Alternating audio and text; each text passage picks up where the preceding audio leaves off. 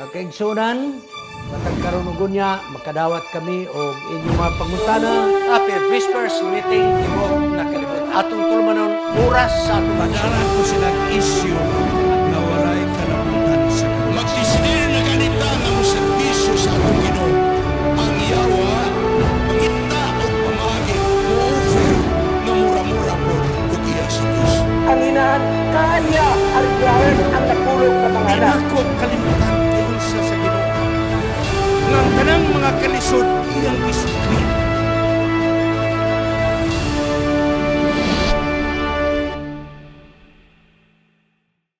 Happy prayer meeting sa Tibok Kalibutan.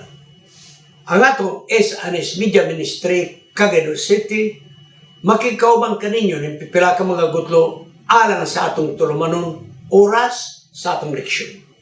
Mo kinang panahon nga atong i-discuss, atong isumada, o atong isinsilyo ang nahanay na topiko sa Sabbath School Department General Conference nini nga semana. Sa pagsugod, magkapo kita. O Diyos nga balahan, nangayo lamang kami sa kaalam, aron among masabtan ang imong mga pulong. Ug salamat nga kami napasiguli na, diha kanimo, dili tungod sa among kaugalingong pangnibasog, apan tungod sa kamatayan ng Hesus, nga gibayran ang silot sa sala, karon imo kaming dinawat ng mga pinasaylo. O balang Espiritu, ikaw mo puyo sa among kinabuhi. Araw kining pagpasiguli nga among nadawat kang Hesus, matipigang kininamo hangtod sa iyang pagbalik. Kining tanan among pagadawaton sa ngalan ni Hesus Manaluwas. Amen. Igsoon, simple kayo ang atong leksyon karon. Reconciliation and hope. Ang pagpasiguli o ang paglaom. Kining reconciliation igsoon ingunani. Sama ba nga, ikaw ako, suod naman ang higala. Super kasuod. Dugay na gyud na panagkasuod. Unya, sa unsang pagkausa, nagkabikil ta, unya, nagbumol. Wala tingganay. Magkasugat, wala tingganay. Wala tinanaw, wala. Naglabay ang mga kapanahonan. Tingali ako o ikaw ba mo una pagtibayan ako. Diya nagsugod nga kita na usa na reconcile. O kining reconciliation karon sa higala nga nagkaaway, kung di ni ampingan, kining reconciliation walay pulos. Kini mao ang tupiko sa atong leksyon. Kaya mo rin itong paglaom nga kita mapasiguli ngadto sa atong Diyos. Sa unsang paagi nga kita mapasiguli, ikaduhang Korinto 5:21, kay si Hesus na himong sala alang kanato, wala siya makailag sala, apan gihimo kini alang sa pagkamatarong sa Dios nga naa kaniya. Si Hesus na himong sala alang kanato, wala siya sala, pero gihimo siya nga sala alang kanato. Giyo sa maghimo nga nahimong sala, ang bayad sa sala kamatayon. Busa iyang gibayran dito sa Kalbaryo sa krus. Siya mo nahimong sala nga nagbayad sa silot sa sala nga maong kamatayon. Si Apostol Pablo kanon nagpasantok nga ang pagpasiguli, personal nga responsibilidad. Yeah. Reconciliation is a personal responsibility. Tungod bagod kay kita nalayo, gikan sa Dios, sa diya ang nakasala ang tao. Nalayo. Panang Kalbaryo sa krus, sa kamatayan ng Hesus, mo ang latayan o kita napasiguli o nahimo kitang suod sa atong Ginoo. Pinaagi sa pagtuo. Ang pagpasiguli may tabo lamang dito sa Kalbaryo sa krus ni Hesus. Bawo kini ang aktibo nga pagpadayag sa gugma sa Dios alang sa kaliwatan sa tao. Ang maayong balita nga atong nadawat, mo kini ang makareporma sa atong kinabuhi. Kini mo ay ahensya nga nakapausab sa atong kinabuhi. Tungod kay ato nang nadunggan ang pulong sa Dios ug atong gikinabuhian. Si Pablo iyang gihulagway nga kinabuhi kung malayo kita sa atong Dios, puno sa kagitgit. Kini nga pagtulon ang mga kaigsunan, kung adunay pagtulunan nga Kristiyano, nga wala magatudlo unsa ka importante ang pagtuo, kini mo'y dakong sala sa kaliwatan sa tao. Kinahanglan ang pagtuo atong itudlo. Kaya mo ni ang mahimong koneksyon nato alang sa pagpasimple. Sa diha ang nakasulod ang sala, mga kaigsunan, ang Diyos mo'y miuna. Siya mo'y miuna sa pagpasiguli sa kaliwatan sa tao. Nangitag pamagi ang Diyos nga masulbad ang problema sa sala. Bisan pa man nga kining kasulbaran sa maong bayad sa sala mong kamatayon dito sa Kalbaryo sa cross.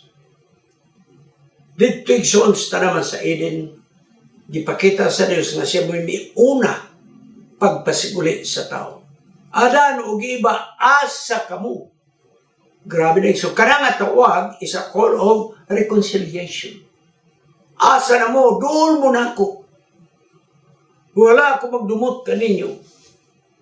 Sigson, si Ginisos mo'y unang nagpasiugda sa pagpasiguri sa tao nga nawala.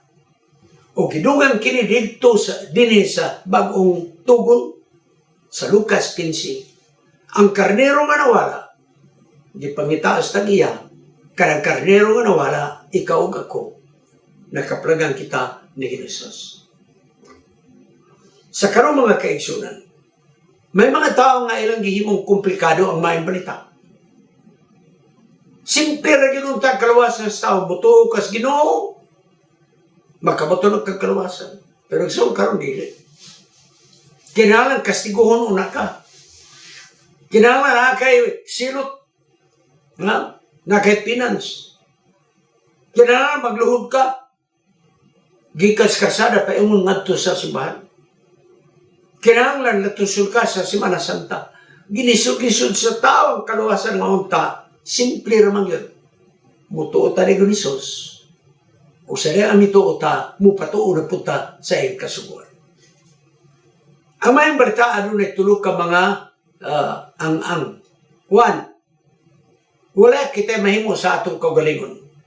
Mga si Ginisos nanaog.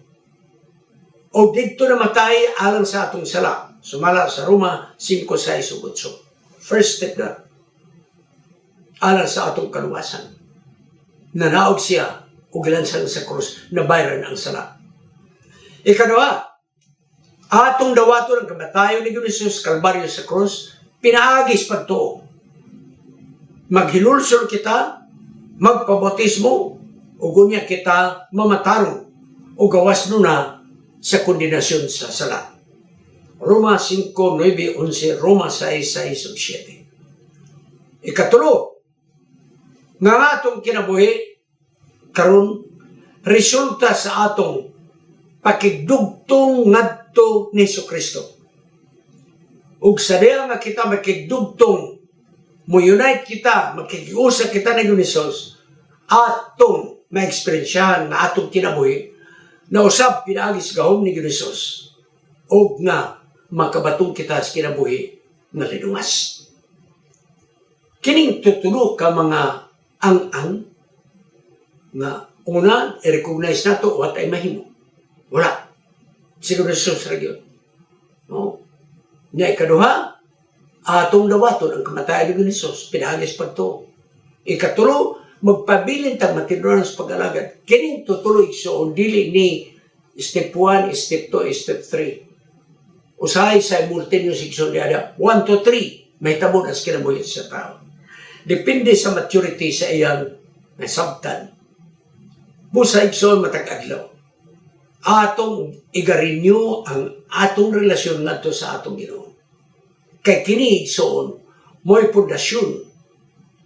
Ang kamatayan ng Jesus mo'y pundasyon sa atong kaluwasan. Adlaw-adlaw ginarinyo nato ang atong relasyon. Sa Colosas 1:23, naging sa Apostol Pablo, kung magpadayon kamo diha sa pagtuo. Kanang pulong kung magpadayon kamo, buti pasamot nga nagamot na ang atong pagtuo. Maligo na ang atong pagtuo. Di na ta mayro. Nakabaton kita ng paglaom sa mayong balita. Kanang pulong kung mupadayon kamo. Nagpasabot mga kaigsunan nga kini mo atong paglaom. Nagpasabot nga ang atong pagtuo mapinadayunon. Malahutayon. So, kining pag-ingon ni Apostol Pablo, kung mupadayon kamo, ang gipasantok niya na mo, ang atong pagka matinud-anon mapinadayunon sa pagtuo diha ni Jesus. Apostol Pablo, nagpresidahan sa mga taga-Kolosas. Nga ayaw mo pagdawat niya ng mga pagtulunan. Gawas sa akong pagtulunan gihatag kaninyo. Nga kaluwasan niya lamang sa mayong balita nga sige ni Jesus na makaialam ka na to. Kinahanglan igsoon nga kita mapasukad sa lig-on nga pundasyon sa pagtuo. Nga pundasyon sa atong pagtuo gibase sa Biblia o pulong sa Dios. Atong pagtuo mga kaigsunan malahutayon. Nagpasabot dili mayro puno kini sa kadasig diha sa Ginoo. Ug unya atong masabtan nga tanan atong pangabudlay dili mahimong kawang sa atong atubangan sa atong Ginoo. Sa pikas nga bahin, naay mga pagtulungan nga giyon. Sa diya nga maluwas ka, pinagis pagto, luwas ka na hantod-hantod. Matuwad ka, mabalis ka, maligid, luwas ka gihapon. Once saved, always saved. Apa dili na, igsoon. Dili. Maluwas ta, o kita, once we are saved, we are always saved. Katungaran na sa kamatuuran. Half of the truth. Nga naman, sa kabayan ni Jesus, ang pagluwas ka na to, di na mulubad, pero mamitad kang luwason. Apa niya ang failure ka na to? Kaya usay di ta mo pa sa pag-alagad. Usay atras abanti ang atong pagtuo. So dili na tinod nga once saved, always saved. Sa part ni Jesus, once saved, always saved, yes. Sa part ni Jesus. Apa sa part nato na tao, that is not true. Kay kita mga maluyhon. Daghang discouragement. Mubiyas pag-alagad. Mao nga kinahanglan kita magmalig-on sa atong pagtuo diha sa atong Dios. Gisulat ni Apostol Pablo ang iyang mga silulat sa bagong tugon. Kadaghanan sa iyang mga silulat didto siya sa bilangguan. Ug kining iyang mga kasakit igsoon daan na nagpasidaan si Jesus sa dili pa siya siyuta. Nga kamo pagasakiton, kamo pagabilangguon, kamo pagalutuson. Busa, ready na, si Pablo niya na. Parang yun, Roma 8:18, ang makasakit kalisdana atong agyan, kumingking rana kung atong ikumparar ang himaya sa Diyos na atong madawat. Si Pablo nagasulti sa mga taga-Philippi, Philippus, o karon sa mga taga-Kolosas. Nagyon siya, magkalipay kamo diya sa mga kasakit ng inyong magyan. Kaya ano na kining kaayuhan. Gibilanggo si Pablo, parang mayong balita, dili mabilanggo. Gikadaduhan si Pablo, parang mayong balita, dili makadaduhan. Dili, nagpadayon ang pagbisahe sa kaluwasan. Mo mga kaigsunan, nga kining kaluwasan nga gihatag kanato, gitaw kining stewardship, gitugyan ang tanini, gipiyal kini kanato, gipiyal. Mo nga sa daang tugon o bagong tugon mga kaigsunan, ang mga sugoon sa Ginoo gikatakda nga ilang tumanon ang pulong sa Dios. pinaagi sa insakto nga koneksyon sa balaanon o langit nun na plano sa kaluwasan. Tipigan na ito ng kaluwasan niya ito kanang. Kining mayong balita nga kita gipialan ato ning tipigan. Igsoon, adunay gisulti ng Apostol Pablo, kita niyan, the mystery of God. Ang katingalahan diha sa Diyos. Nga diya ikinigsoon mo ni ang eternal nga katuyuan. Nasukad pa sa katuigan, naanani na misteryo, mga kaigsoon sa Diyos. O kining misteryo sa Diyos, nga gitipigan na sa dugay mga katuigan, mga kapanahunan. Gipadayag kini nga misteryo, diya pinaagi sa plano sa kaluwasan. Busta, ang misteryo sa Diyos mo ang plano sa kaluwasan. Nga ngiyang anak, maugid ang mamatay sa Calvary's cross. That is the mystery of God. Imong anak, imong itugyan sa matay. That is the mystery of God. O kini igsoon misteryo sa Diyos